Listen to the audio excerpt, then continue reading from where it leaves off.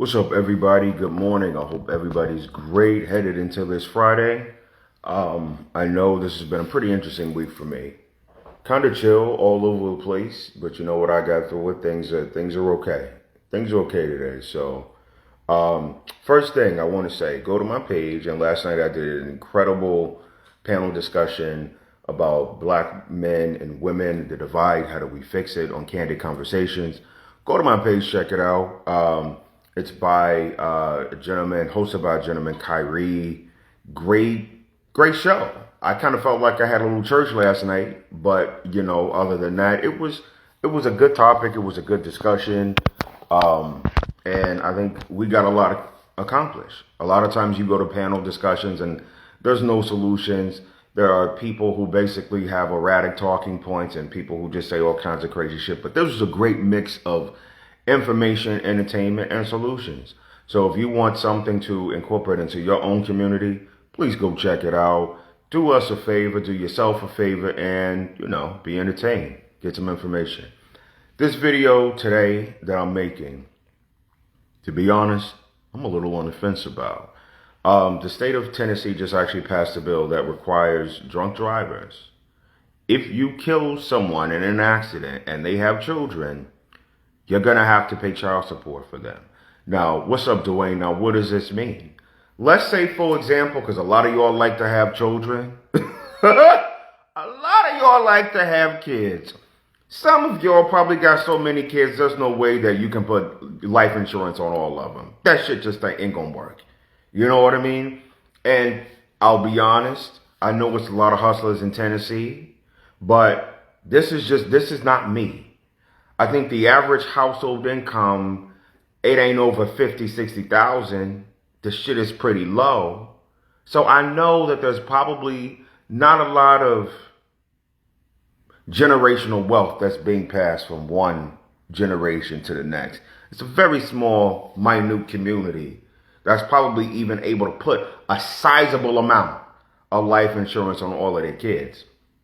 So let's say, for example, you go out, you hang out with your friends. A lot of y'all like to do this Sunday fun day shit. All of a sudden, even though you know you're not drunk, quote unquote, because you feel good, everything's good, you got your faculties, you can move, you can shake, you can do all of this shit. And so all of a sudden, you driving down the road, you look, you text, boom, you kill somebody. But no, I'm not drunk, I'm not falling out of my car. So the cops show up, they give your ass the breathalyzer, and let's say for Tennessee is 0.6, you 0.7, you 0.8. Not only did you kill somebody, now you're looking at prison. Now you're looking at vehicular manslaughter. And actually, this is not even about if you're drunk. Because I know there's a couple of people on my page who haven't even read the damn article and refused to. So this is not about a drunk driving situation. This is a aggregated vehicular manslaughter as well. So let's say, for example, you real fucked up about something. All of a sudden, you're having road rage with somebody. And all of a sudden, they don't know for the fact that you upset with them. But there's an indication that somebody assumed, a witness assumed what was going on. And you rear end them. All of a sudden, they didn't even die from the impact. They may have died from some sort of other scenario. Now you also have to pay child support on all of their kids. Charlie, when I tell you, a lot of these motherfuckers, you knew that nobody was copying off of their paper in school. You just knew it. You know it. I hate reading. I don't like to read. But you all over here on my shit, though. You all in the comments. I wish you would put that same energy in that fucking article than you do in these comments. Because you're real crafty and you got a whole lot of shit to say. But you don't want to read. So, I'm on the fence with that bill. I really am on the fence with that bill.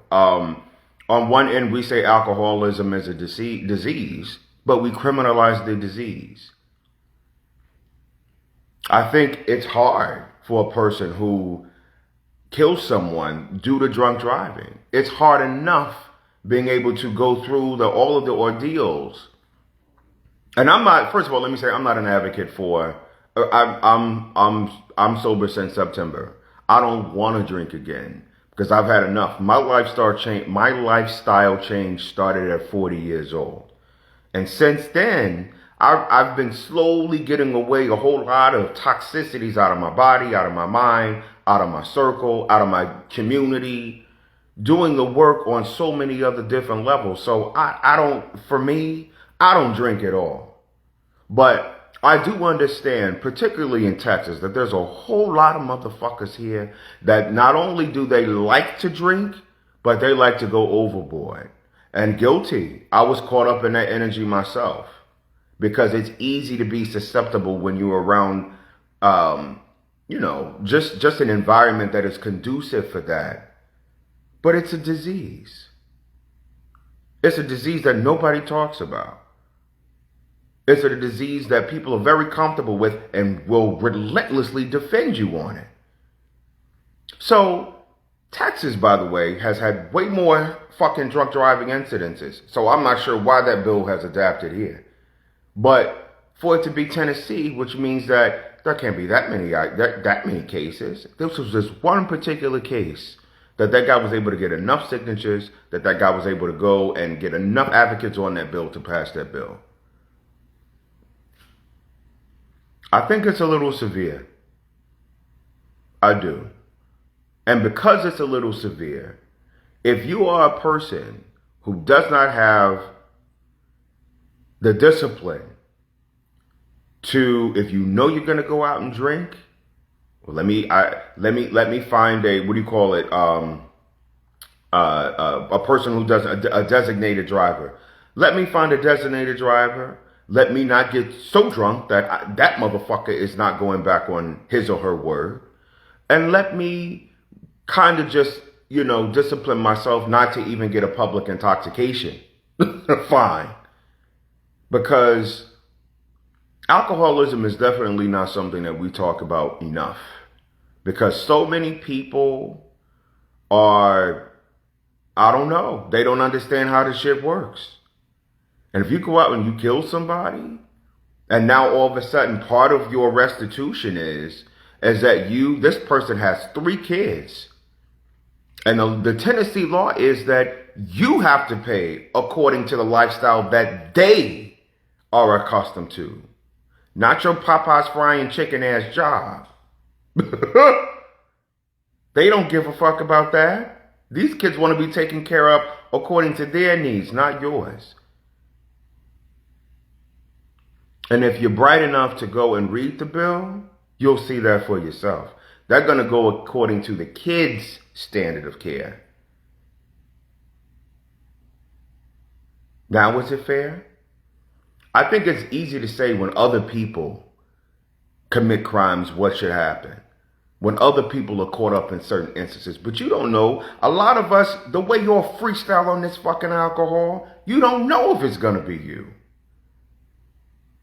You don't know if it's going to be you.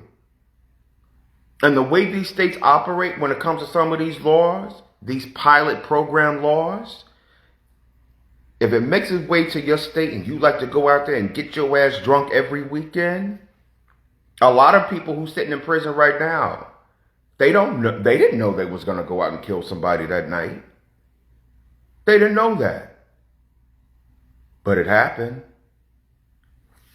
Do I think that the law, like I said, do I think it's pretty severe? I do think it's pretty severe, though. You got restitution. If the kids have life insurance, they got that. They got the payments from Social Security. There's a lot of things coming at them that will never bring back their parent. So if you really want to be responsible, Tennessee, take the shit off the shelf. And if you're not going to take the shit off the shelf, lower the alcohol content. Because what Tennessee is doing is criminalizing people that have a disease. I want you all to sit with that. Have a good day.